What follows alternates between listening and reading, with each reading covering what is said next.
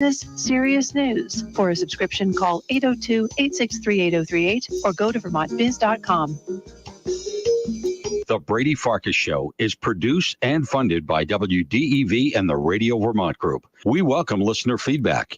Email your comments to wdev@radiovermont.com.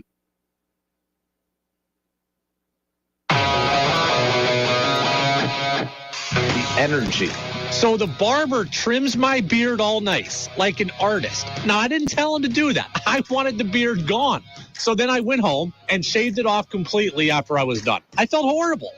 The passion. Rafael Devers is the biggest contract in franchise history. He needs to be a leader for this Red Sox team. The opinions on all your favorite teams. Are the Patriots close to playoff contention? Yes. Are they close to Super Bowl contention? Hell no. This is the Brady Farkas Show on WDEV AM, FM, and WDEVradio.com.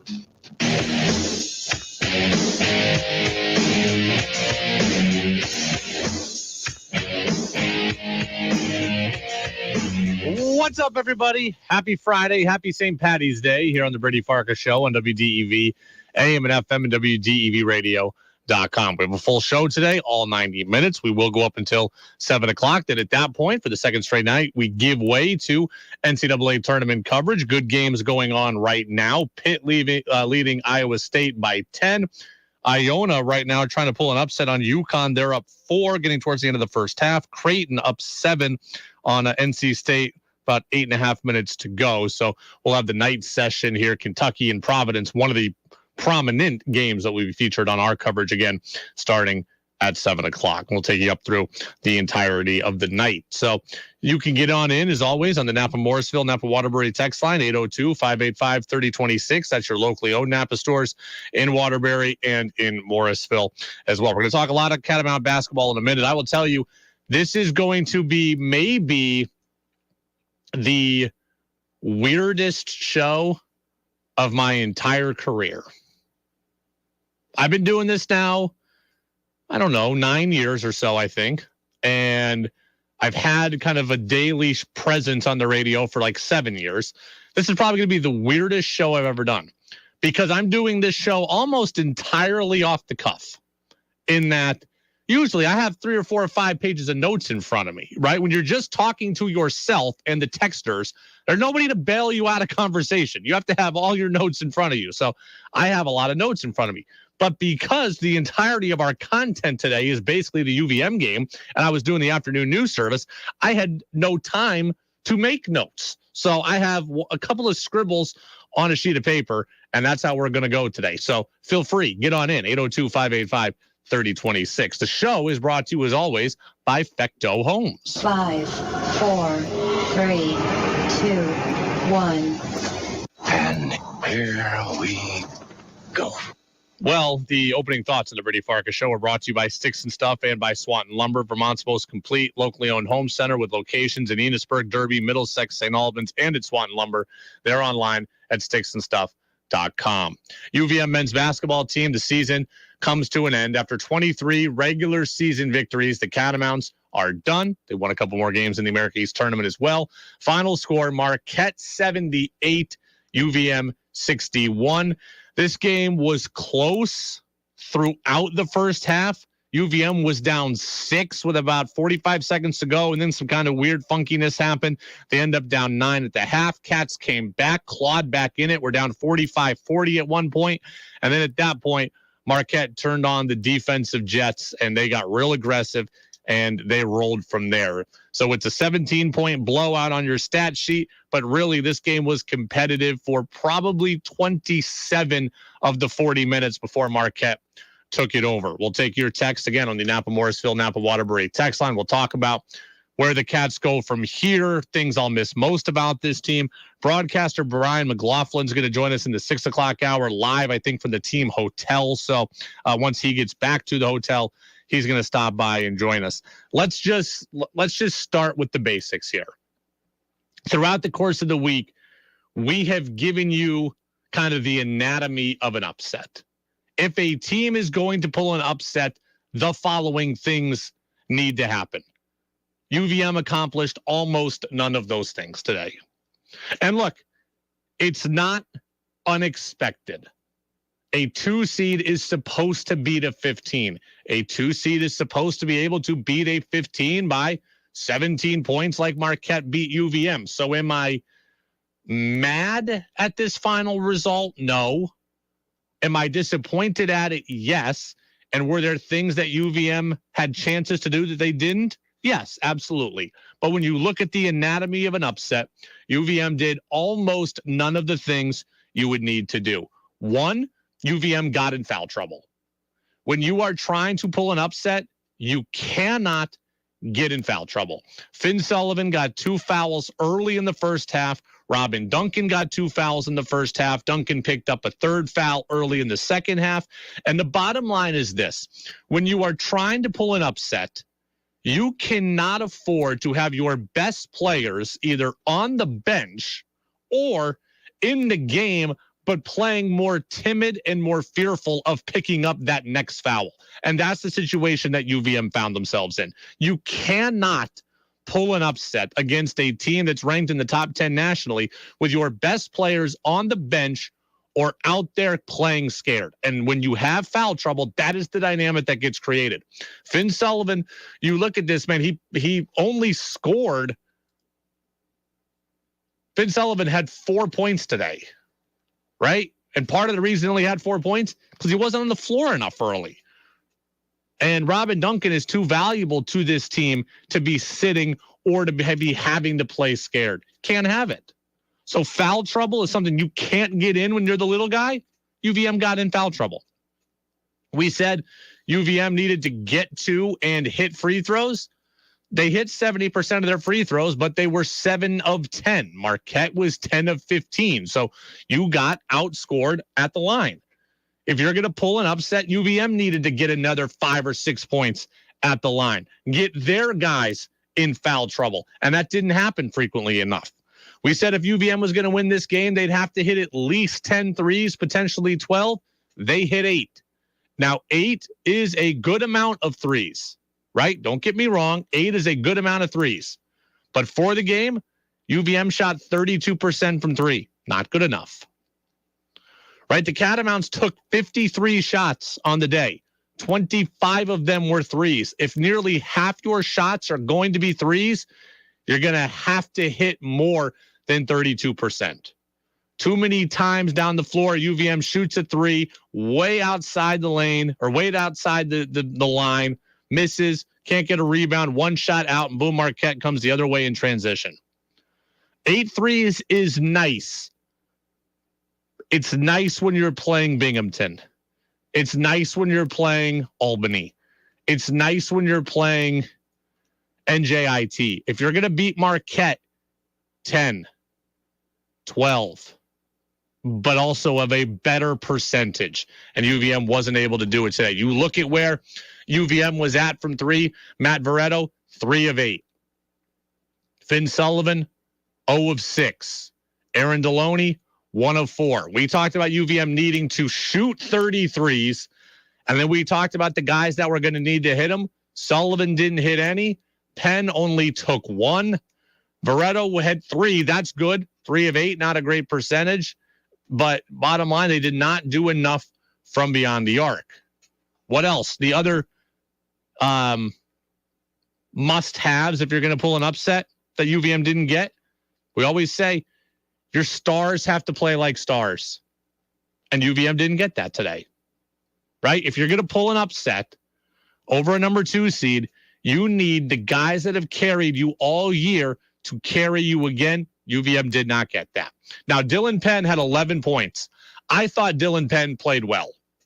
The stat sheet won't reflect it necessarily, but I thought he played well. Dylan Penn had a lot on his plate today, as we knew that he would. He was the guy who needed to have the ball in his hands. He had to deal with the pressure. He had to get to the lane. He had to create for everybody else, and he had to score himself. He had 11 points. He was 5 of 10 from the floor. I would have, this team needed him to get 18. They did, but I still think he played well. They didn't get the star effort offensively, but I thought Dylan Penn did pretty well. The guys around him they needed to be great weren't. Finn Sullivan had 4 points, and I like Finn a lot. And he and I got to know each other just a little bit towards the end of the season. And I know he sees what I say on social media, so I like Finn Sullivan. But if this team was going to win this game or was going to be in this game late, the America East Player of the Year needs to have more than 4 points and needs to be more efficient than 2 of 9 from the floor and 0 of 6 from 3. That's just reality. He had 5 points, or he had 5 assists. He had 5 rebounds. Those are some nice peripheral stats. I'm not saying that Finn Sullivan did not contribute, but too many fouls in the first half, not enough scoring. The player of the year in the conference has to be able to give you 15 to 18 if you're going to be in this game. Look, Finn Sullivan gets 4. If he gets 15 and it's another 11, well, now all of a sudden it's a 6-point game. Catamounts didn't get that. Then you look around, who else? I thought Deloney played fairly well. He had 9. I can live with that. I would have loved to see him at 12 or so. Veretto had 11. That's good. So some of the guys you needed to contributed. Veretto, I thought, did his job. Was he great percentage-wise at 3 of 9? No, but he scored 11 points. For a guy who hadn't played basketball competitively in 3 years, that's pretty darn good. I'll take it. Then, Deloney gets 9 points, 3 of 6 from the floor. I can live with that too. Probably needed him to get 12 to 14, but he was around it. Sullivan is the guy that they really were lacking in. And then finally, if you're going to pull an upset, you can't get pummeled on the glass. And UVM got, it's going to say they didn't get pummeled on the glass. They only got out rebounded by 1, but it felt a lot worse. Maybe some of those were late, but it felt a lot worse, especially offensively. I mean, I need the full stats here. Points in the paint, Marquette just absolutely killed them on. And I'm going to have to pull up a different stat sheet here because that one's not showing me. But in the first half, it was like 18 points in the paint to like 5 or something for UVM. The things that were issues at the beginning of the year for this team were issues today at the end of the year. And that's kind of predictable. You're playing much better teams at the beginning of the year, and you're playing a better team at the end of the year. It's kind of predictable. But the things that were problems early were problems late. Catamounts couldn't get into the lane easily, couldn't create good shots enough of the time. When they did create good shots, they couldn't hit enough. And then defensively, too many points in the paint. Marquette just dominated on the inside. I mean, Cam Jones got to the bucket at will in the second half. Oso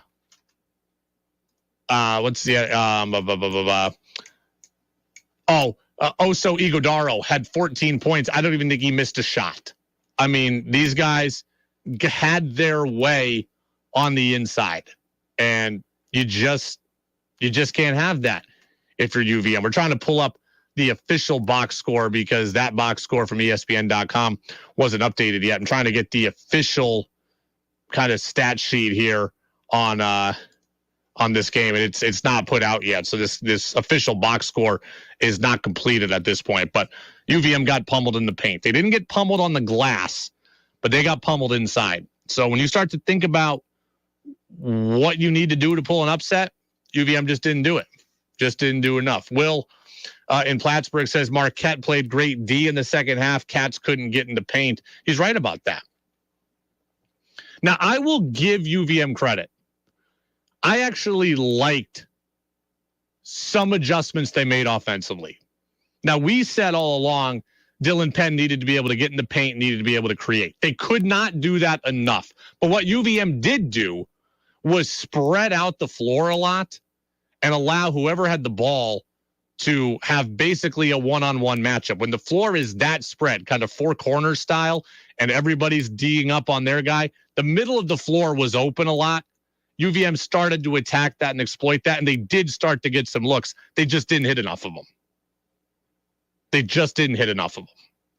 Cam Gibson, 2 of 5. Finn Sullivan, 0 of 6. Veretto, 3 of 8. They needed to take 33s. They needed to make 10 to 12. They didn't do either. And that's kind of the story of the game. That's kind of the story of the game.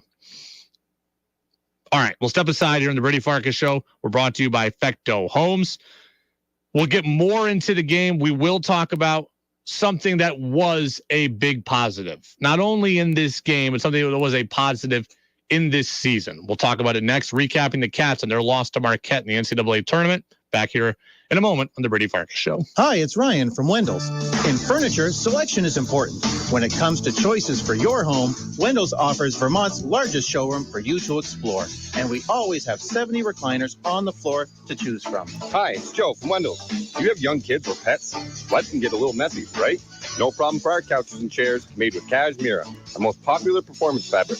My son literally smeared blueberries and it came right off within seconds. Come to Wendell's and we'll demonstrate. Wendell's is also proud to offer Smith Brothers furniture, the best-made custom sofa available.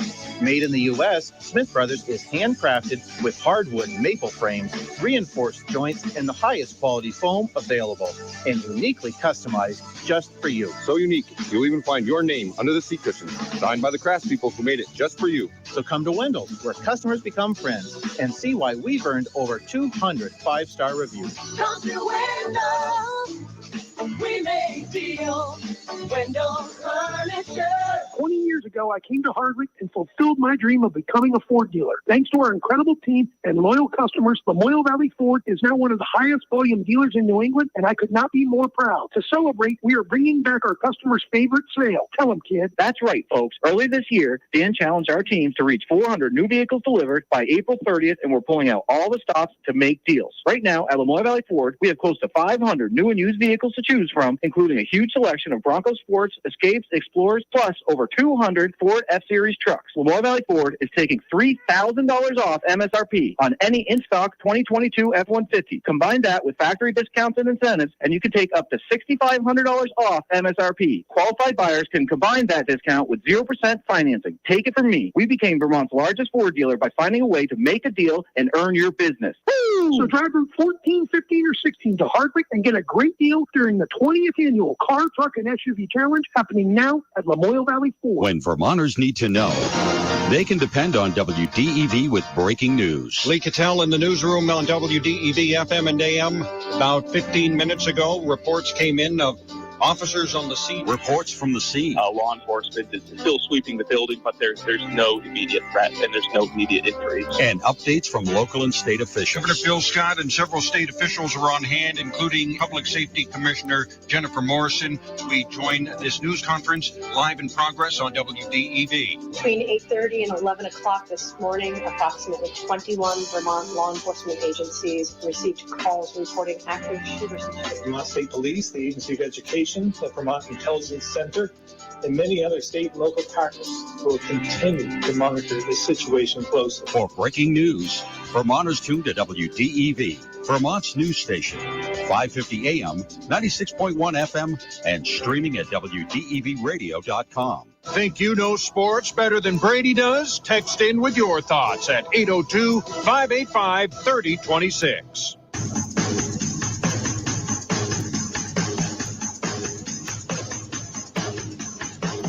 Now it's back to the Brady Farkas Show on WDEV AM, FM, and WDEVradio.com.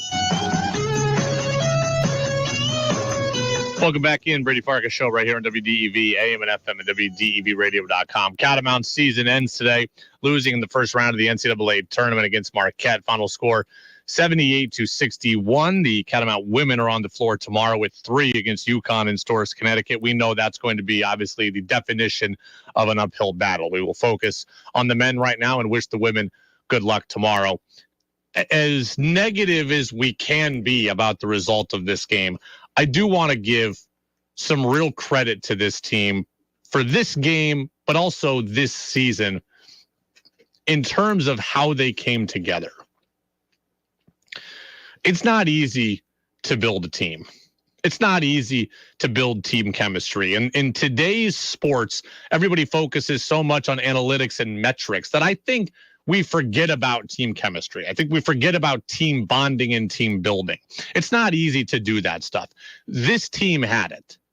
This team was very, very close. And I know that sounds cliche because we think all teams are close. Number one, they're not, but it sounds cliche, and I don't want to be.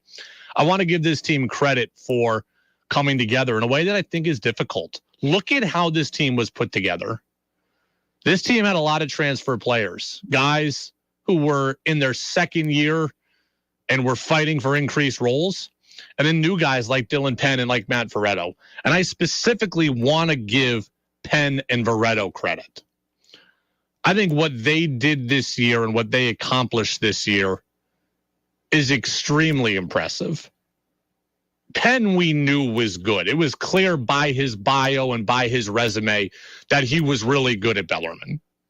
And we expected him to come in and be really good. And yeah, it took a little bit of time, but I give him a lot of credit for the player that he became. Dylan Penn came in here with pressure. He told us at the beginning of the year, I came in here trying to be the scorer that I was expected to be. Then I had the broken hand and it was hard to get going. And when should I attack? And now I'm playing a different position. He could have very easily gone in the tank. Dylan Penn, he didn't come in here with any loyalty to this program. Like, he didn't come in here like it have to be a good soldier. He very easily could have been a me first guy. He wasn't. Very clearly was not a me first guy.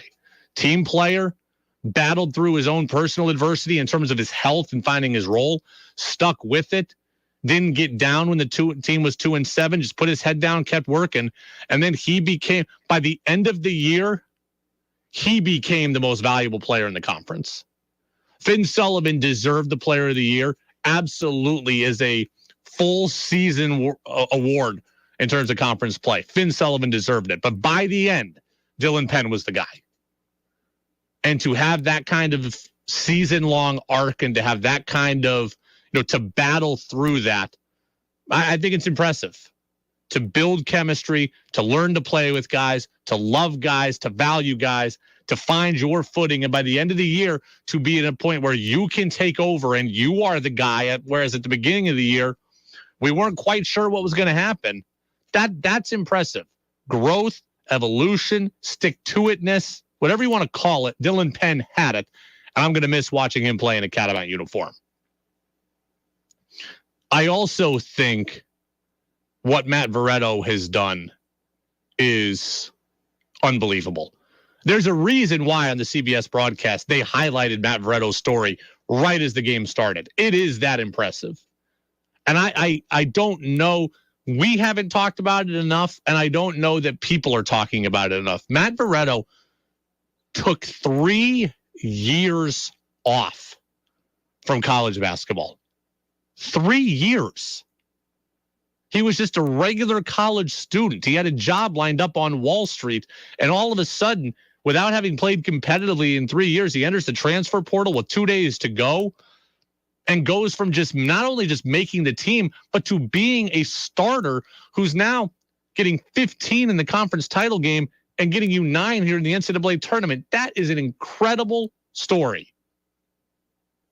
I give this team a lot of credit for building a team full of transfers that it's not a guarantee that they're going to gel, but they did. The coaching staff got them to gel. The players themselves gelled well. And then the players turned around and supported each other and loved each other. And that to me, this team very easily at 2-7 could have cracked. And they didn't. And these players didn't crack. And you deserve a lot of credit for that. I know this is not Moral Victory Friday. I wanted to win this game. I wanted to win in the tournament this year. And it didn't happen. And I'm ticked about that. And I'm sad for it. But this team does deserve credit for what it accomplished and how it did it, because it wasn't easy. John Becker called this the most unexpected of the NCAA tournament runs he's had here. I can see that. He lost 4 starters from a year ago. You're backfilling the roster with transfers, one of which that hasn't played in 3 years. You're counting on some freshmen in a way that you weren't last year in terms of like TJ Hurley. Guys taking on increased roles like a Cam Gibson, who wasn't as big a factor last year. There was a lot of unknown about this team, and they still stuck together and figured it out. And I do think that's impressive. I think that's impressive when teams do that. And there is a lot that I'm going to miss about this team. Some of these players will be back next year. Not all of them. Not a lot of them even. But this team will never exist again. And there are things I'm going to miss. Number one, I am going to miss watching Robin Duncan play. And I will be the first to admit it to you. I did not fully appreciate Robin Duncan last year. I remember specifically talking about Robin Duncan and saying, he doesn't score that much. He's not the scorer that Ernie was. He's not the shooter that Everett was. And he's not as good as his brothers. I remember saying something to that effect. I could not have been more wrong. And this season proved it. Yes, Ernie and Everett were better scorers, but that does not mean that they were necessarily better players. Robin Duncan is an excellent player, and I'm going to miss watching him. One, I don't know that I have seen a guy play harder in a UVM uniform than I saw Robin Duncan play this year. I don't know that I've seen a guy do more for a team in a UVM uniform than I saw Robin Duncan do this year. To be a point guard your entire life and then change positions mid-season and become a center and be really good at it, that is nearly impossible to do. He did it.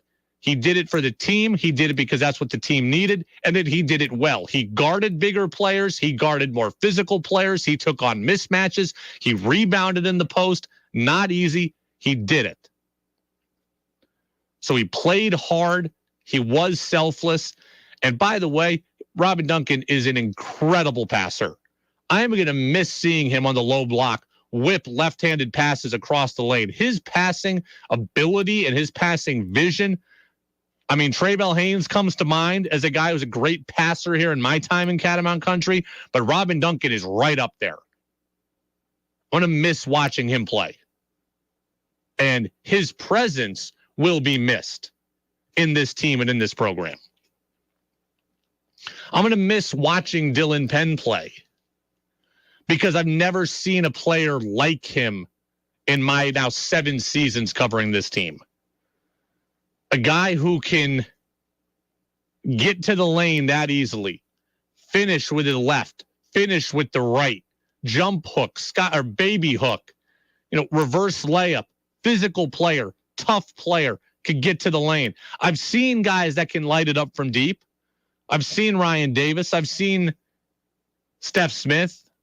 I've seen Lamb get hot. I've seen Ernie get hot. Kurt Steidl. I've seen Peyton Henson. I've seen a lot of guys that can shoot it from deep. I've seen guys that can bang down low like Lamb and Davis. I've seen guards that I love watching play like Shungu and Traybell Haynes, but I've never seen a player quite like Dylan Penn.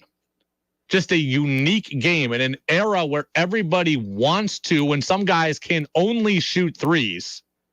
Dylan Penn brought more to the table, and we got to see it for a year. And I'm going to miss that as well. I'm going to miss Cam Gibson's ability to do the fundamental things. And that's going to sound really stupid and really corny, but I've always said this. The women's game is very, very fundamental. If you are someone who just loves basketball, the women's game is something you should watch. The men's game, a lot of times, is predicated on athleticism, running faster, jumping higher, etc. Physicality can dictate the men's game. Cam Gibson is a throwback player to me, and I'm going to miss watching that. Not that he's not athletic, he is, but he's a guy who's really good at the fundamentals. Head fake, one dribble. Ball fake on a pass. He just does that stuff. And I'm going to miss watching that too. Finn Sullivan's ability to play defense. Finn's ability to kind of loaf through the lane. And I don't mean that negatively, but just kind of effortlessly move through the lane and fire up a left-handed layup. This team was special. Was it as good as other teams in the past? No, it wasn't. Did it have flaws? Yes, it did. And those flaws were exploited today in a 17-point loss to Marquette. But that doesn't mean that there's not things about this team that you should appreciate. Because there's things that I appreciate. Absolutely, 100%. And I'm sad to see it end. Congratulations to the seniors on a great career. And look forward to watching what guys do from afar. I imagine some of these guys will try to play overseas. We'll see what happens. But I think Dylan Penn certainly can. Ben Sullivan probably can. And now it's going to come down to if they want to. It's the Brady Farkas Show on WDEV, brought to you by Fecto Homes here on this St. Patrick's Day Friday. Was the season a success? We'll talk about it next here on DEV. 96.1 WDEV FM Warren, 96.5 W243 AT Barrie, 98.3 W252 CU Montpelier, AM 550 WDEV Waterbury. This is CBS News on the Hour, sponsored by Liberty Mutual Insurance. I'm Linda Kenyon in Washington. CBS News has confirmed the Justice Department is investigating TikTok for possible spying on U.S. citizens, including American journalists. The app's owner, ByteDance, has acknowledged some employees were engaged in that activity and says those involved have been fired. The revelation comes as TikTok CEO Zhao Zhichu is scheduled to testify before the House next Thursday. The U.S. government, as well as those of Britain and New Zealand, have restricted the use of TikTok on government devices due to concerns about Chinese spying. President Biden wants Congress to get tougher on top executives of failed banks. The president says current law limits the government's ability to hold failed bankers accountable, so he's asking for changes. One proposal would allow the FDIC to fine bank executives for recklessness and grow the agency's ability to claw back profits from stock sales that occurred just before a bank's collapse. Mr. Biden is also asking Congress to authorize a move to keep failed bankers from working again in the industry. That's CBS's Stephen Portnoy.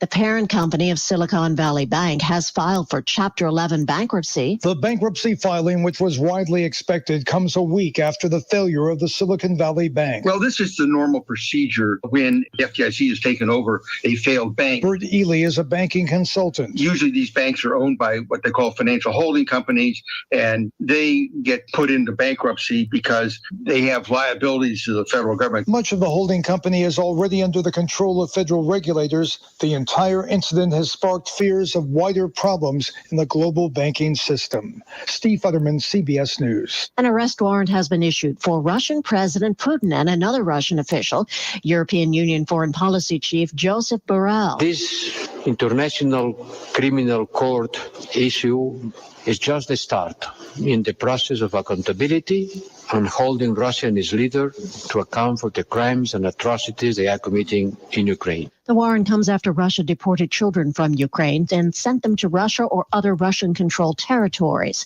The other official under warrant is Russia's Commissioner for Children's Rights. House Speaker Kevin McCarthy hosted the traditional Friends of Ireland luncheon at the Capitol on this St. Patrick's Day.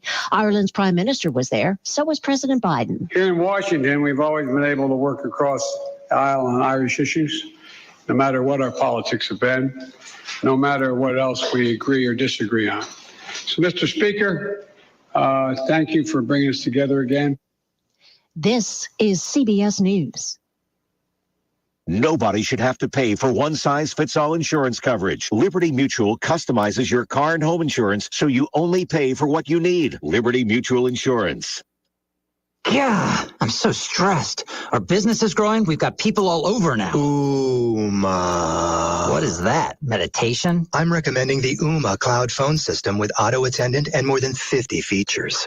Ooma? Yep. Switching to Ooma is a cinch. Just $24.95 per month per user, plus taxes and fees. Ooma. Now you're feeling it. Find small business calm at ooma.com/radio. That's OOMA.com/radio. Businesses don't run on automation or algorithms alone. What powers businesses are your people and the people they serve. At Cintas, your dedicated service reps understand what you need to help you keep your employees feeling safe, comfortable, and performing their best. So your business can too. For workwear, essential cleaning products, first aid and safety supplies, and fire protection services, visit Cintas.com. Oh, I'm ready! And get ready for the workday. Owning a pet could be costing you a good night's sleep. CBS's Deborah Rodriguez has details. There are a myriad of health benefits, but a new study in the journal Human Interactions finds people with dogs are more likely to have sleep disorders, including trouble falling asleep, waking up during the night, and feeling unrested. People with cats are more likely to experience leg jerks. The study didn't look at where pets slept and didn't pinpoint the reason, but researchers say the age of your cat or dog can have a big influence, along with the breed and activity level. Deborah Rodriguez, CBS News. A Louisiana couple has run afoul of state law for having an unusual pet, a 22-pound nutria. The rat-tailed, orange-toothed rodent, usually found in Louisiana swamps, was rescued from the side of the road as a baby. The nutria was not at the residence when agents arrived to collect him. Linda Kenyon, CBS News. Your chance to be part of the show is on the text line at 802-585-3026.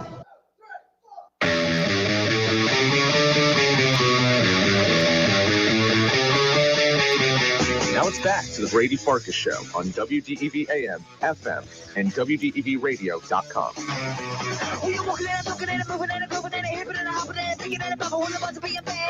Welcome back in, Brady Farkas Show, WDEV AM and FM, WDEVradio.com. Brian McLaughlin, the voice of the Catamounts on the radio, is going to be with us here in about 5 minutes as the Catamounts are, I know, headed back to the hotel. I think that's where Brian's going to be calling from, so we'll get him for a couple of minutes.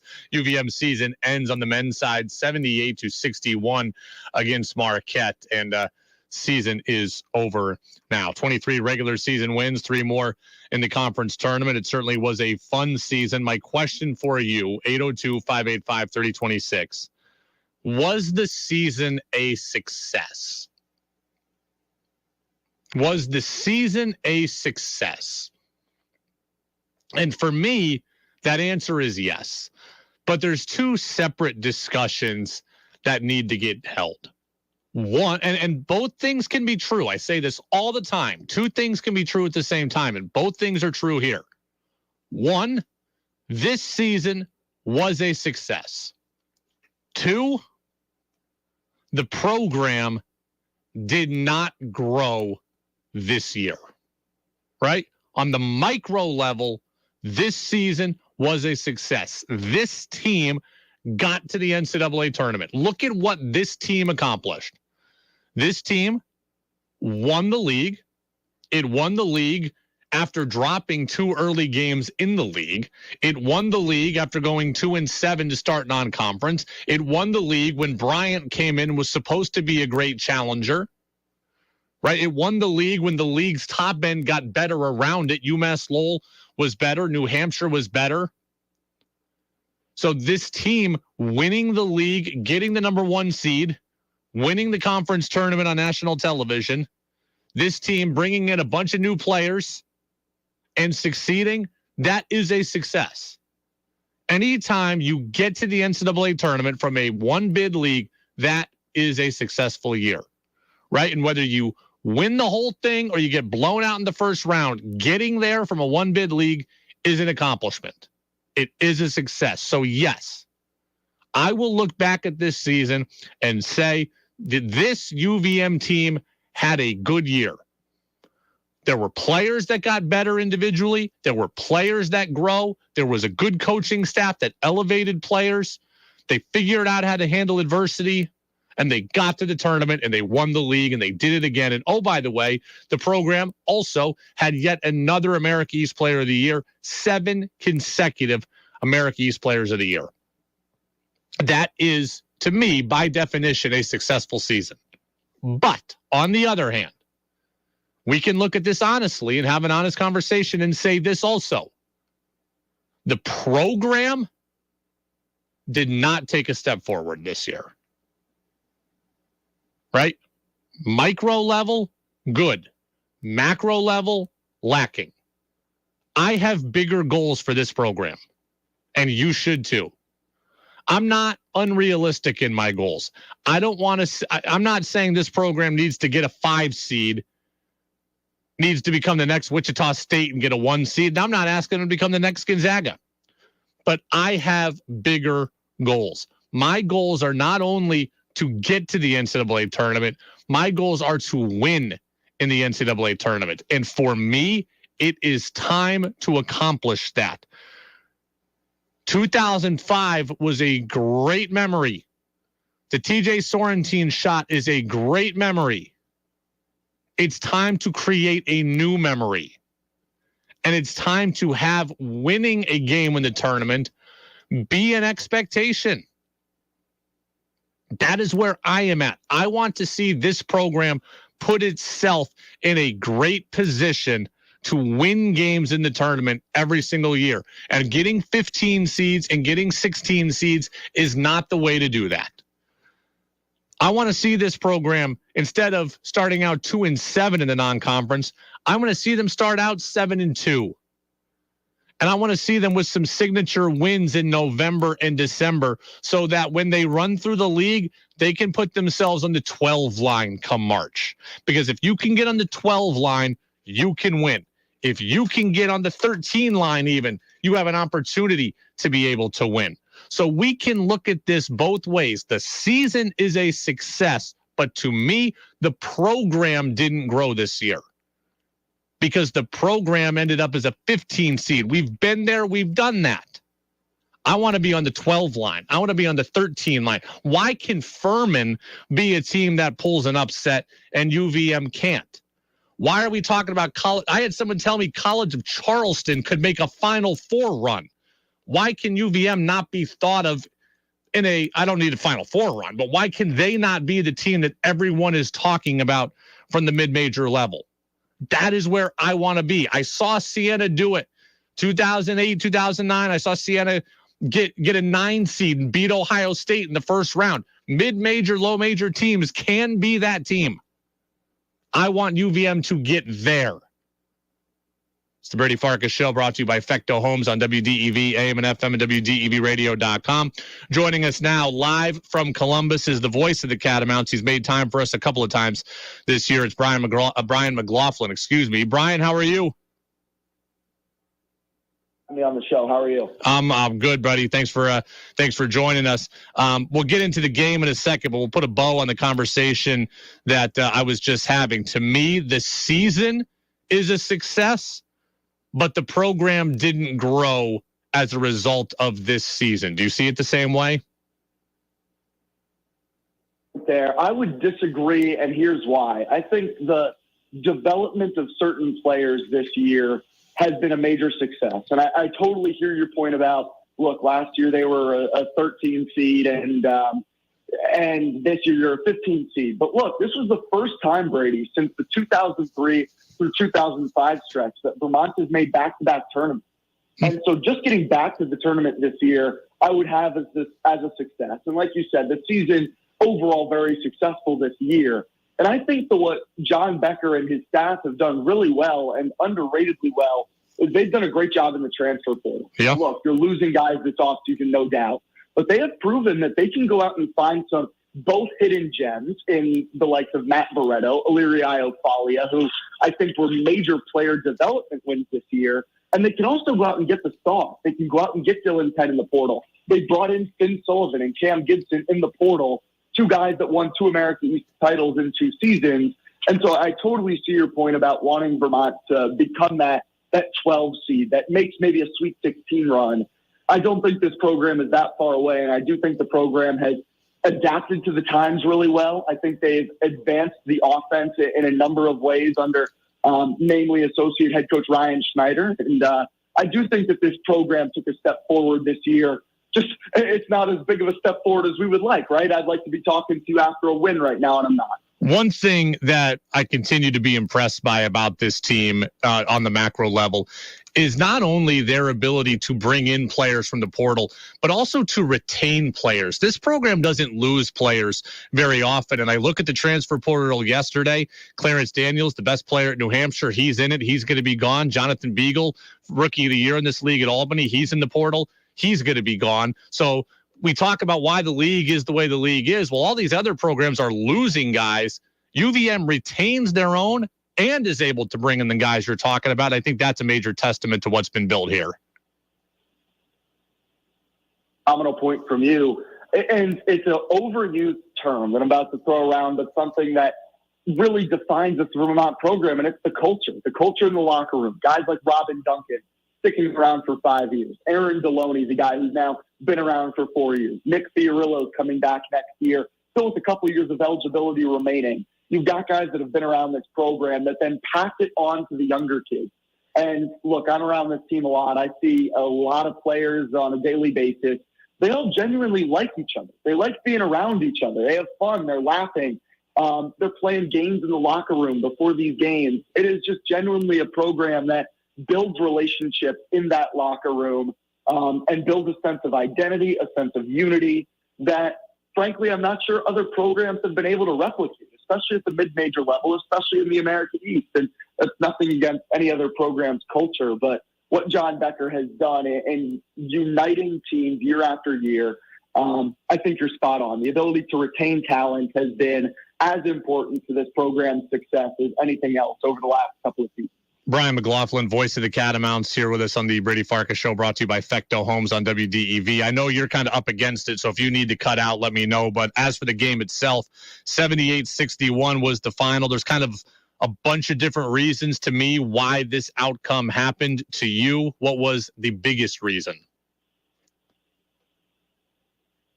Into this game, Brady, if we don't turn the ball over and they make shots, we're going to have a fighting chance. The Cats would be in the game. The first half, they did those two things. You know, Marquette turns teams over a lot. 6 turnovers in one half, more than we've been used to this season watching Vermont.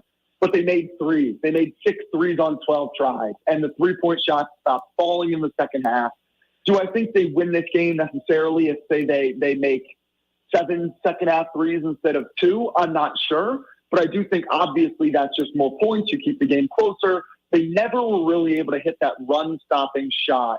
And I tell you what a performance from Cam Jones. Tyler Kolek, the Big East Player of the Year, got banged up early. You might have seen it on TV if you were watching, had tape on his right wrist. And for a moment, you're never rooting for anybody to get banged up, right? But that's a little bit of a window of an opportunity. You need those things to happen if you want to pull off an upset. Well, Cam Jones came out in the second half and scored 18 points in a row for Marquette. And Vermont had answers here or there. They had opportunities to swing the game. I think about that flagrant foul where Iliri Iofalia splits the free throws and then Vermont goes empty on that possession. Marquette goes back down and hits the three. Say Iliri makes both free throws, Vermont makes a three. All of a sudden, this is a very different game. So Vermont left a couple of opportunities out there. They just didn't make second half shots. And this Marquette team can score it, Brady. Man, they have so many weapons that can score the ball. Shot makers, drivers. Oso Iguodaro is a 6'9" distributor, a really impressive finisher, and a really impressive 6'9" defender. I came away really impressed with Marquette. Did Vermont play their best game? No. But Marquette just took care of business today. They were certainly impressive. I always say if you're going to pull an upset, your stars have to play like stars, and you have to get star-like performances from them. I know the box score is not going to reflect that Dylan Penn had a great game in terms of scoring. Yes, they probably needed him to get 18 to 20 if they wanted to win. He only, in quotes, got 11. But I was very, very impressed by what he did today. He was 5 of 10 from the floor. He hit a 3. He was tasked with being the playmaker. He got guys shots at a time when it was hard to do it. He was the only guy really that could get to the lane consistently against this defense. He had a lot on his plate today. I thought he did well. You know, I know they probably needed more scoring, but I thought he acquitted himself very well. Playing this moment for years. Came to Vermont to play in this game. I think that's why you saw him play so well in the American East tournament. This has been a man on a mission for a couple of weeks now. I thought Dylan, I would agree. I thought Dylan played well for the most part on the offensive end. A couple of turnovers that I think he probably wants back. And I did not think Dylan had the best defensive game, to be honest with you, Brady. There were a couple times that his assignment, David Joplin, rose up and hit threes after Dylan went under ball screens. That would be something that I was slightly critical of on air. And but Marquette made shots, and I think Dylan had, like you said, what he's best at is getting in the lane and finishing. He hit a couple of just power 5 shots in and around the rim, of ability to throw the ball up at the hoop and have the right touch, the right English on it. He played well enough that if you get help from some other pieces, you make a couple threes around him, that's when his game really opens up, right? They were able to collapse on him in the second half when shooters were not knocking down threes. So it just wasn't quite the right recipe today. UVM offensively just didn't make enough shots. And sometimes that's just how it goes. And when you're playing a really tough team, even if you play okay, you're going to end up losing by almost 20 points just because they are so good. Not defensively, definitively, I think we can say Finn Sullivan did not have a good game. 0 of 6 from the floor, 2 of 9 overall, just 4 points. If the team was going to pull an upset or saying that they needed more from Finn, disappointing end to a great season for him. Player of the year in the league, he deserved it. But 3 of the last 4 games, he scores in single digits and kind of limps to the finish line. Streaky player. I think that's one of the more obvious statements I've probably ever made on your show. Today he didn't have it, and he hasn't had it a couple of times down the stretch. But it's also fair to say he's the reason they won the regular season title. Yes. And so, and it's because he can get so unbelievably scorching hot. And so he just has not been able to quite find that shooting stroke recently. I thought he took a couple of off shots in his shot selection early in this game, kind of threw him off from there. Vermont wasn't able to get him a great look early, which I know they wanted to generate good looks for Finn early in this game to try to get him going. Because like I think I told you, when Finn Sullivan's at his best, I like this team against just about anybody nationwide. They didn't get Finn Sullivan at his best today, although credit goes to Finn. He still defended with some guts today. Yes. I know Tyler Kolek was banged up, but Kolek didn't get to double figures. And when Kolek was in the game, Finn Sullivan was the guy guarding him. And so Finn did not have it on the offensive end. I'm sure he would tell you the same, but I was really proud of the way that he still was able to defend, stay locked in. And he had some moments earlier in the season where his emotions got out of control. I never felt like that today. I felt like his emotions were always in check and just didn't have a shooting stroke. Brian McLaughlin, voice of the Catamounts. Brian, I'll let you go on this. I know you guys are going to be coming back to town here soon, so I'll leave you on this note. There's going to be a lot of time in the offseason to dissect what happens next for this team. For me, right off the bat, my biggest question moving forward is, what does Aaron Deloney do? Because he's got the year of eligibility. The question is he going to use that, and is he going to use that here? That's my biggest question. What is your biggest question moving forward? AD coming back would be a massive question mark. Of course, he did not walk on senior day. He was able to walk if he chose to. He did not choose to walk on senior day, but I cannot say whether I don't have any insider info there for you. I think he's probably still mulling that over. But look, if AD does come back next year, you're looking at a team that still needs a ball handler. So can you go out and either recruit a player that is ready to come in and handle the ball right away, or go into the transfer portal and get one? Because the core of this team that are likely returning are 3 very good forwards. You love the front court that's coming back. Matt Barreto was awesome today, man, and he was awesome for most of America's play. Iliri Iofalia has proven to be an elite defender. And then you have a great passer in Nick Fiorillo that hopefully at full strength again next year. That is a monster front court.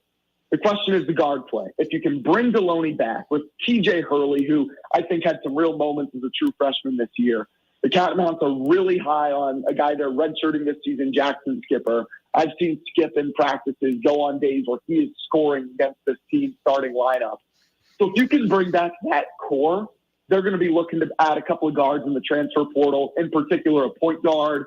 And if Deloney were to leave for whatever reason, then you're looking for some extra scoring at the guard position. I think, personally, I would love to see AD back. I think the fans would love to see AD back. But again, he's got to do what's best for him. And he's going to make that decision one way or the other. And hopefully we see him in the green and gold next year, along with maybe a veteran point guard from the transfer portal, maybe another talented freshman with the youngsters of Skipper and Hurley. That, to me, is a really good nucleus that you're returning, even though I talked about it on air today. You're losing your 4 starting guards of Gibson, Sullivan, Penn, and Duncan. That's obviously a massive group of losses. But overall, I think there's real reason for optimism. And look, the way this game is going, the coaches are already in the transfer portal. They've already been contacting guys. They've already been working hard on the recruiting trail. The next season has already begun, Brady, as wild as that. Hey, get you out of here on this one. Yesterday, Princeton of 15 beats Arizona 2. Are you thinking that gives the Catamounts confidence that it can be done? Or are you thinking to yourself, kind of hard to do that twice in the same tournament, and that's a bad omen going into today?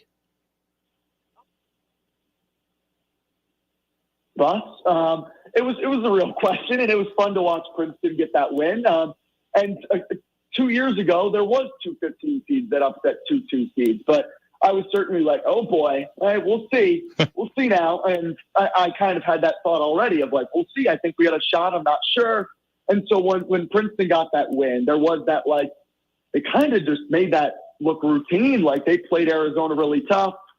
So who knows if that made it more likely or less likely for UVM to get the upset today. I was definitely entertained hearing the coaches talk about that. And I mean, everybody's watching March Madness on our phones during practice. Like, I've got the games up. Everybody's asking me for other scores. But people definitely knew that game was going on and knew that Princeton had pulled off the upset. Brian McLaughlin, voice of the Catamounts. Brian, we appreciate you joining us a couple times this year. I'm sure we'll catch up again in the off season, and we'll see what next year brings. So we look forward to it. Thanks, buddy. I'll see you soon. There goes Brian McLaughlin, voice of the Catamounts. We appreciate him being with us as he was a couple of times this year. I'm going to put a bow on the interview with Brian. A couple of things that he said that really stuck out to me. We'll get into some of those big questions for UVM as we move forward here in the Brady Farkas Show, brought to you by Fecto Homes on WDEV AM and FM. The Lamar Valley Gun Show is back. Collectors and sportsmen buy, sell, and trade this Saturday and Sunday. Browse through nearly 200 tables of new and used, modern and antique firearms, hunting equipment, and accessories. Stop by this Saturday, March 18th from 9 to 5, Sunday, March 19th from 9 to 2 at the Champlain Valley Expo in Essex Junction. Just $10 for adults, children under 12 free. The Gun and Outdoor Sportsman Show this Saturday and Sunday, March 18th and 19th, presented by the Lamoille Valley Fish and Game Club. In 6 decades, a lot has been said about Gillespie Fuels and Propane. Here's just a sampling. What makes Gillespie Fuels different, aside from being a family business? They're going to make things right and do whatever it takes. Karen and her team, they certainly go to great lengths to make sure that their customers are taken care of. The best service and a great price on propane. Guys are there at a moment's notice and get the job done quickly and get you back running. The pricing is solid and the service is unbeatable. Their prices are very competitive and the promptness on service is why I stick with them. I would say the word that represents them is integrity. They do what they say they're going to do when they say they're going to do it. With offices in Northfield, Randolph, and Waitsfield, delivery and service requests are handled 24 hours a day, 7 days a week, right here in Vermont by people who know the temperature and where you live. Gillespie Fuels and Propane, 60 years of Vermonters serving Vermonters, 485-3766. Hi, we're the Goo Goo Dolls. We're fortunate that we can give our daughters everything they need to grow and learn. But not every child can focus on classes and play dates. Nearly 13 million kids in the U.S. face hunger. That's 1 in 6. School lunch might be their only meal each day, and it's heartbreaking to imagine any child going to bed hungry. We're dreaming of a perfect day when kids can smile, play, and just be kids without worrying about where their next meal will come from. Feeding America is working to make that perfect day a reality. Each year, the Feeding America network of food banks rescues billions of pounds of good food that would have gone to waste. That food is given to families and children in need. Being a kid should be about doing things that make an ordinary day extraordinary. Learning to play an instrument, building a sandcastle, hosting tea parties. Hunger should never be an obstacle to growing up. You can help end childhood hunger in your community by visiting feedingamerica.org. Brought to you by Feeding America and the Ad Council. Deb's constipation with belly pain, discomfort, and bloating kept giving her grief. She talked to her doctor to get some relief. Deb had irritable bowel syndrome with constipation or IBS-C, which was a start. Saying yes to Linzess helped her do her part. Linzess, or linaclotide, is a prescription medicine that treats IBS-C in adults. Linzess works differently than laxatives. It lets you have more frequent and complete bowel movements and helps relieve overall abdominal symptoms, belly pain, discomfort, and bloating. These symptoms were studied in combination, not individually. Do not give Linzess to children less than 2 years old. It may harm them. Do not take Linzess if you have a bowel blockage. Get immediate help if you develop unusual or severe stomach pain, especially with bloody or black stools. The most common side effect is diarrhea, sometimes severe. If it's severe, stop taking Linzess and call your doctor right away. Other side effects include gas, stomach area pain, and swelling. There could be more to your story with IBS-C. Talk to a doctor today. Say yes to Linzess. Learn more at linzess.com or call 1-800-LINZESS. Sponsored by AbbVie and Ironwood Pharmaceuticals. Do you want to learn more about the free market perspective on important public policy issues affecting you, your work, and your community? I'm Bill Sayre, and I hope you'll do so by joining me in conversation with Vermont opinion leaders as we discuss how best to make Vermont an ever better and more affordable place to live and work. Common Sense Radio with Bill Sayre, weekdays 11 till noon. Make your opinion heard by texting onto the Brady Farkas Show at 802-585-3026.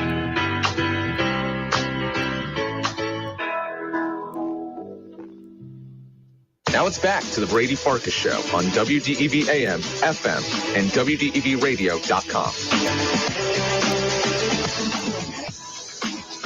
Welcome back in, Brady Farkas Show, brought to you by Fecto Homes here on WDEV AM and FM and WDEVradio.com. On the idea of whether or not the season is a success, Ross says no matter how far they go in the tournament, we should be happy they've gotten there. And I agree, we should all be happy, but we can all still want more in the program. I did like what Brian McLaughlin had to say, that he thinks, he disagreed with me a little bit. He thinks the program did take a step forward in terms of team development and player development. I guess I take that as part of a season-long success rather than a program-wide success. So we can agree to disagree on that. But Brian joined us from the hotel. Appreciate him being with us, making some time today, kind of giving his perspective on the team, the program, and on the game. First off, I want to thank everybody who has been invested in our Catamount coverage this year, first and foremost. We talked a lot more UVM hoops probably than I've ever done in my career, just because I thought there was the appetite for it.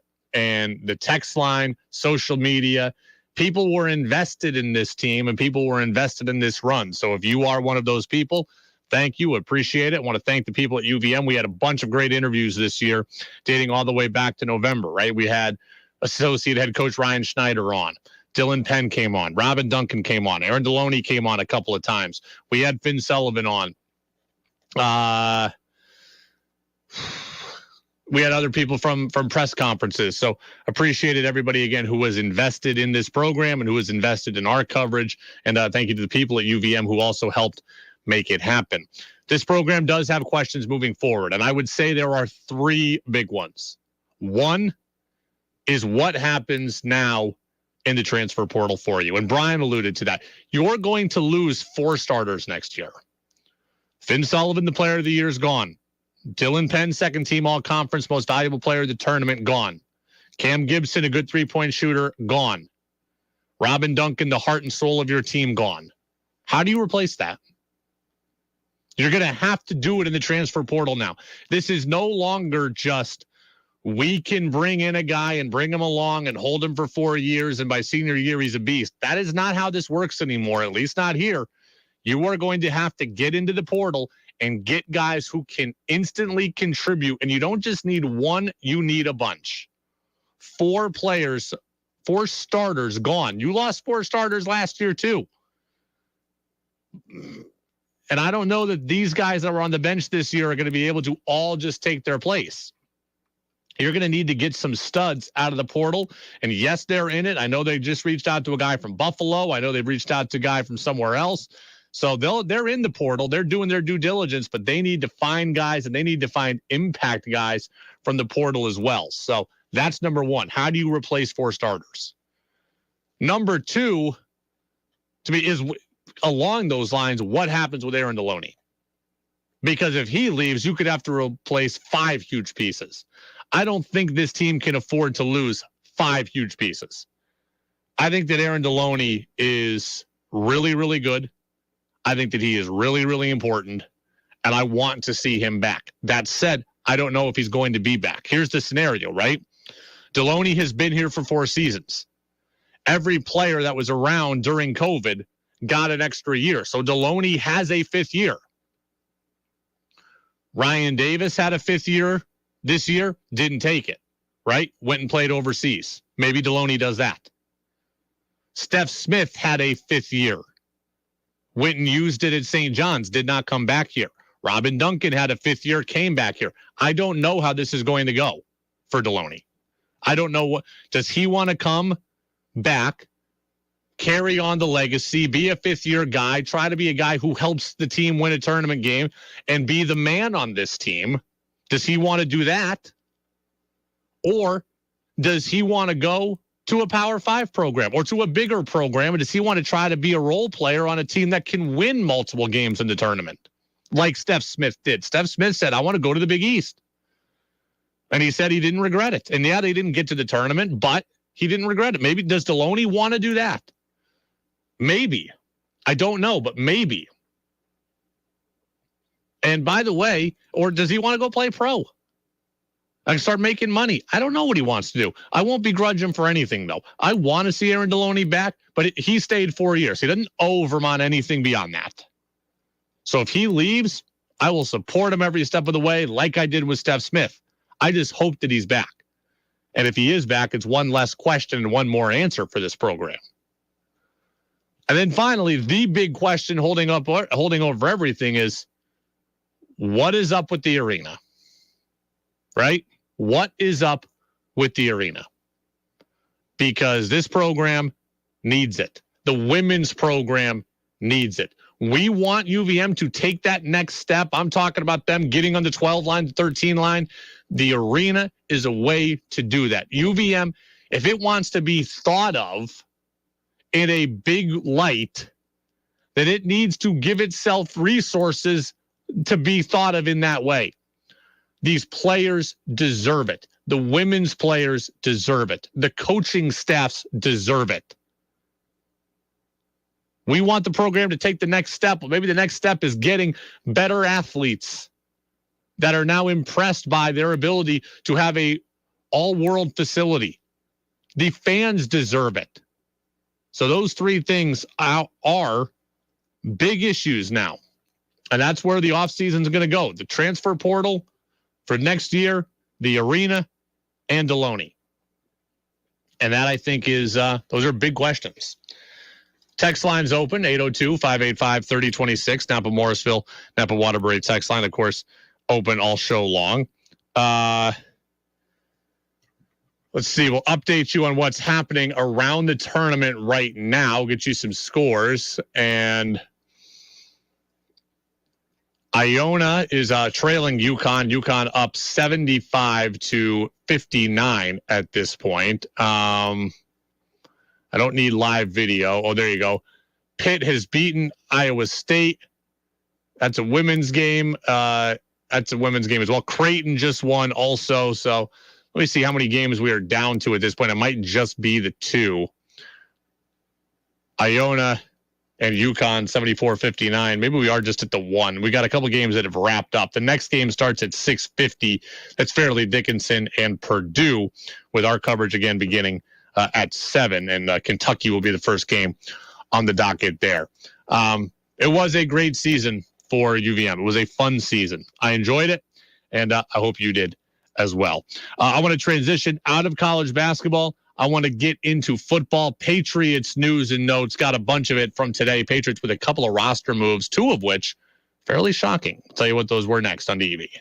It's that time to start planning for your 2023 maple sugaring season, and time to partner up with the Miles Supply Company and CDL Maple Sugaring Supplies. Find all your sugar house needs to get you geared up and ready to boil Vermont's liquid gold. Check out all the CDL inventory, tubing, mainline, fittings, vacuum pumps, wood splitter, and processor available to rent, and much more. The Miles Supply Company and CDL Maple Sugaring Supplies on Boynton Street, your local sugar house resource. The Miles Supply Company, family owned and building relationships since 1954.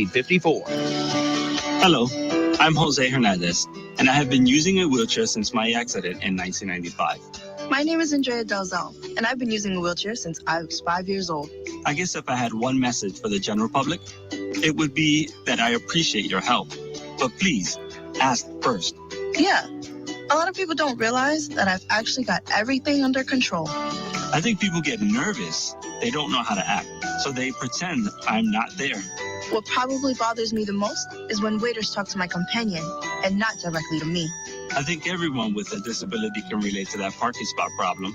We know you're just parking in that disabled spot for a second, but please, don't. We're just looking for the same respect and consideration as everyone else. United Spinal Association is dedicated to enhancing the quality of life of people living with spinal cord injuries and disorders. Download our disability etiquette booklet at unitedspinal.org. Hi, I'm Bob Lake, CEO of Green Mountain Credit Union. We're proudly member-owned, which means what you deposit, we invest in your neighbors, friends, family, and small businesses that are essential to our community. And all interest and deposits made go right back to our members, continuing our philosophy of people helping people. Green Mountain Credit Union's old school lending with 21st century technology. I invite you to stop by one of our locations in South Burlington, Rutland, or Berlin, or find us at greenmountaincu.com. New England Municipal Resource Center, NEMRIC, supporting one-of-a-kind local businesses like WDEV to preserve the distinct character of Vermont.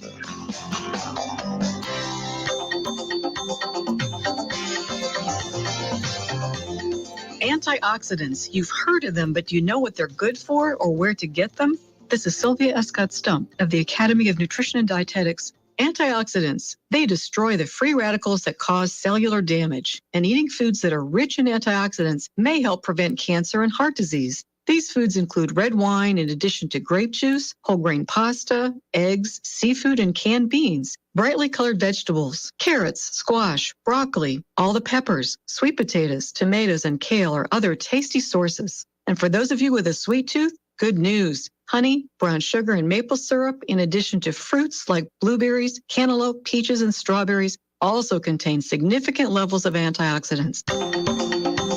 Encouraging you to eat right, I'm registered dietitian Sylvia Escott Stump with the Academy of Nutrition and Dietetics.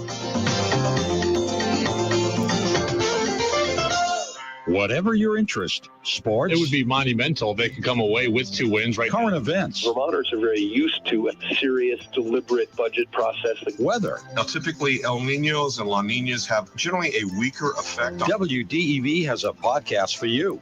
Locally produced podcasts of our own shows and podcasts from our partners at CBS and ESPN. To access the full listing of podcasts, go to our website at WDEVradio.com. Want Brady to hear your opinion on the sports stories of the day? Text in at 802-585-3026.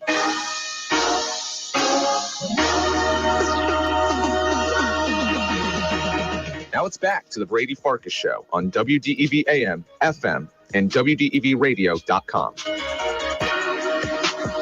Brady Farkas Show brought to you by Fecto Homes here on WDEV AM and FM and WDEVradio.com. We go up until 7 o'clock, and then we kick it on over to NCAA tournament coverage. We've talked nothing but UVM basketball here for the first 75 minutes. I want to transition into other news of the day right now, which is what's gone on with the Patriots. A couple of big roster moves today. One, the Patriots released defensive back Jalen Mills, and that's interesting because Mills was a part of their big spending binge in the 2021 offseason and kind of thought he'd be a guy who was here for a couple of years, and he ends up being here for just 2 years, and now he's back out on the job market. The Patriots now will continue to have needs in the secondary, right? Their secondary situation is murky, at least at defensive back. They have Jonathan Jones, they have Jack Jones, and they have Marcus Jones. So they have the three brothers Joneses there. And then you don't really know what's there. Miles Bryant and a couple other pieces that we're not really sure about. A couple of guys we haven't talked much about. Some guys we haven't even heard of. Safety is where, Mills is a guy who likes to play safety. Patriots could have transitioned in there with Devin McCourty retiring. They decided not to. So Mills is gone. There's secondary upheaval. The Patriots clearly need secondary help come draft time. Does it have to be in the first round? That I don't know. But they clearly need secondary help. So Mills is gone.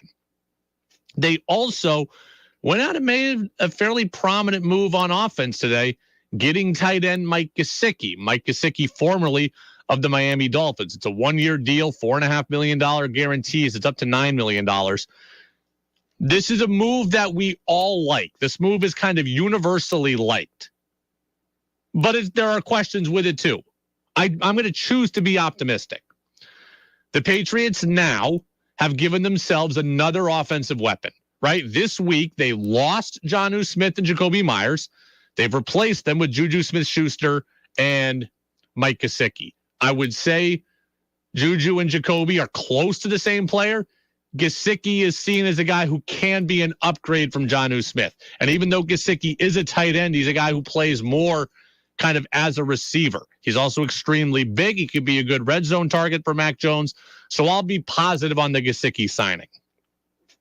But out with 2, in with 2. Jermaine Wiggins, the former Patriots tight end, he liked the move to get Gesicki. Yeah, I think when you kind of look at this situation here, I think it's a guy you bring in that has the potential to be really good. He had a little bit of a down year last year, dealt with some injuries, 1-year deal. So that tells me he's like kind of like on a prove it type of thing. Like, let me show everybody I still got it and try to hit that big payday. So I think it's a solid move. I mean, Gesicki had a very down year last year, only 32 catches, right? And he played in every game. So he didn't have injuries last year.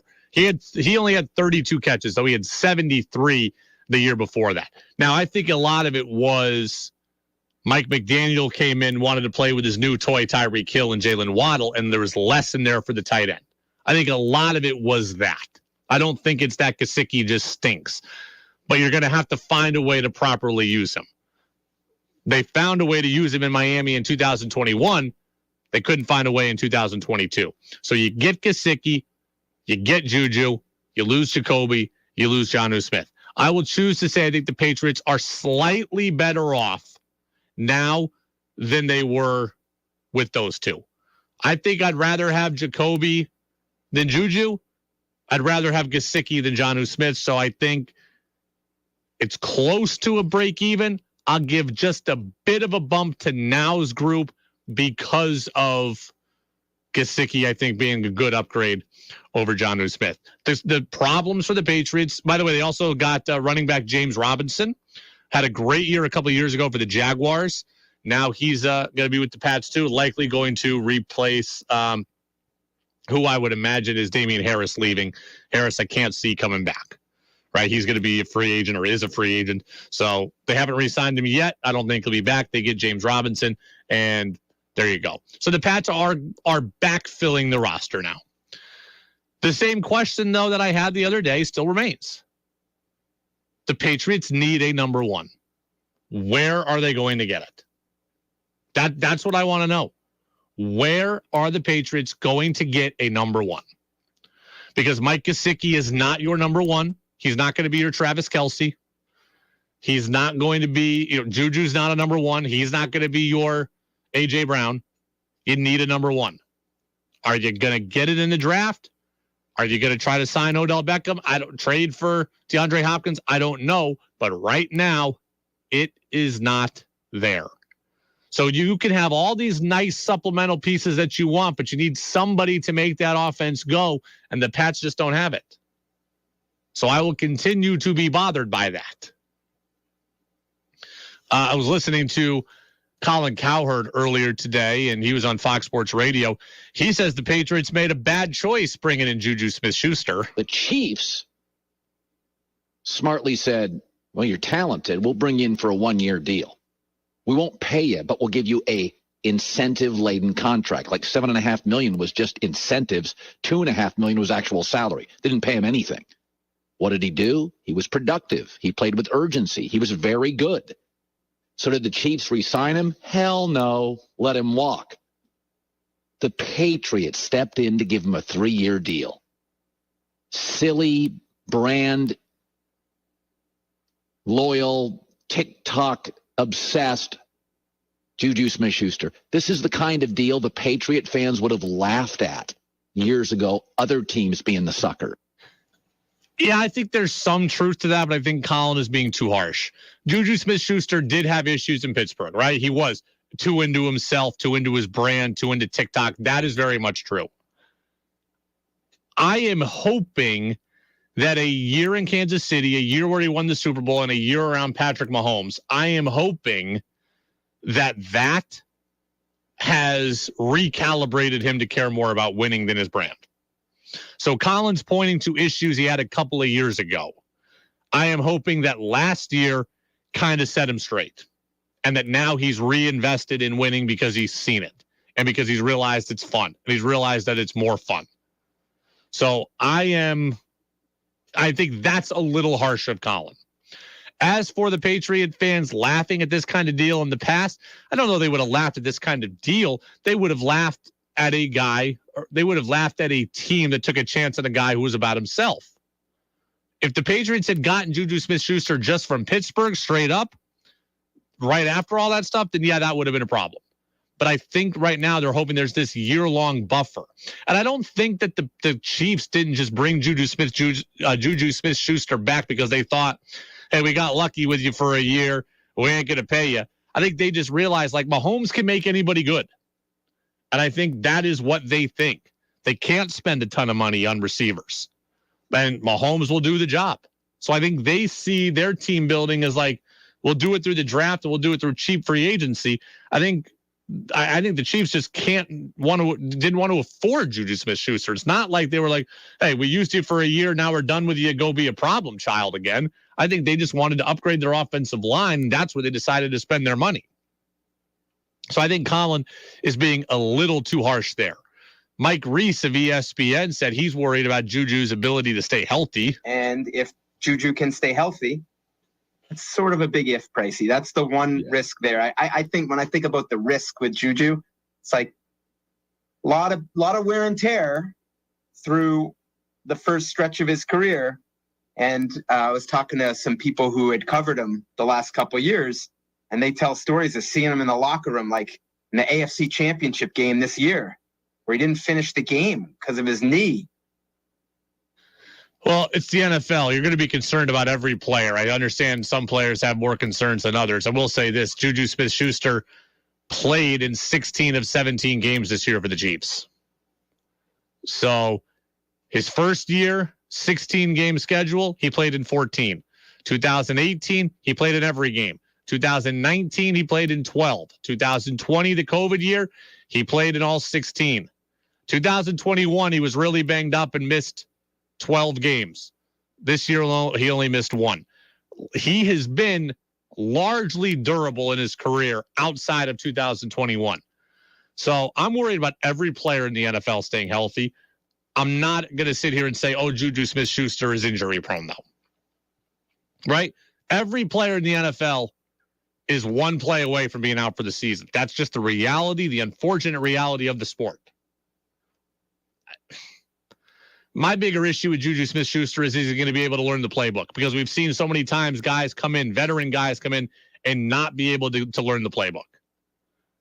Right? From Reggie Wayne to Joey Galloway to, Demaryius Thomas couldn't stick. And I don't mean this because he didn't know the playbook, RIP Demaryius Thomas, but, he wasn't on the team at the end of the year. All these veteran guys that just don't quite figure it out. Juju Smith-Schuster is going to be 27 years old. He should be entering the prime of his career athletically. I want to know, can he come in, pick up the system quick enough? Can the Patriots get the system implemented well enough for him to succeed? That's what I would say. That would be my question there. It's my question with every veteran the Patriots bring in. One other thing, I hope you saw this. Jacoby Myers was introduced yesterday in Vegas as a new member of the Raiders, obviously after signing a 3-year deal there. He was asked about the play last year for the Patriots where there was the lateral play where Ramondre Stevenson had the ball. He flipped it back to Myers. Myers tried to throw a pass to Mac Jones, and it got picked off by Chandler Jones and taken to the house. Well, Jacoby Myers was asked about that play. I mean, that was a humbling experience. As a man, as a football player, that was just tough. I knew what it meant to the team that I was on at the time, and so it really hurt me because, like I said, family is really big for me. So when I went through it, in the moment, my heart was broken, but days after, just seeing how guys kind of rallied around me, it built me up as a person. So now I know, like, whenever one of my teammates mess up, who I want to be in that situation, like how I want to help them, what type of love, what type of support I want to give. So now if you ask me directly what happened, I don't know. That's the truth. Like, I really don't know. It just, I had the ball and I didn't have the ball. That's a phenomenal answer to a tough and uncomfortable question. Jacoby Myers makes the most boneheaded play maybe of the season, certainly I'm sure of his career, and the Patriots missed the playoffs by not that many games, maybe by one game, and that game could have been the difference. Jacoby Myers knows that's a big deal, and he knows that's a horrible play. He gets asked about it. That's about as mature an answer as you can give, and that's one of the reasons why I love Jacoby Myers, and I wish he was still playing for the Patriots. I mean, he says, look, man, that taught me that I want to be a great teammate. That taught me that I want to be there for my guys. That you talk about turning a negative into a positive. I guess I eat that stuff up. And Jacoby Myers was great. I wish he was playing for the Pats still. As good as Juju Smith-Schuster might be, or as many physical skills as he might have, Jacoby Myers is a guy who's been here and done it as a leader in that locker room. You just saw there why he's a leader in the locker room. 5 minutes from now, we're going to kick it over to NCAA tournament coverage. Providence in Kentucky tonight, Drake in Miami, Grand Canyon and Gonzaga, Florida Atlantic and Memphis, Montana State and Kansas State, Kent State and Indiana, Arizona State and TCU. And I think those games in Albany are going to start later. There's been a pretty massive delay because of something with the rim in the UConn-Iona game. Thanks to Brian McLaughlin, the broadcaster for UVM men's basketball, for stopping by and joining us live from Columbus. Catamount season ends 78-61, a loss against Marquette. Have a great weekend, everybody. Stay safe. Happy St. Patrick's Day night. And I'll see you back here on Monday on the Brady Farkas Show, brought to you by Fecto Homes. Hoops coverage is next. At Northfield Savings Bank, we celebrate the ways you work and why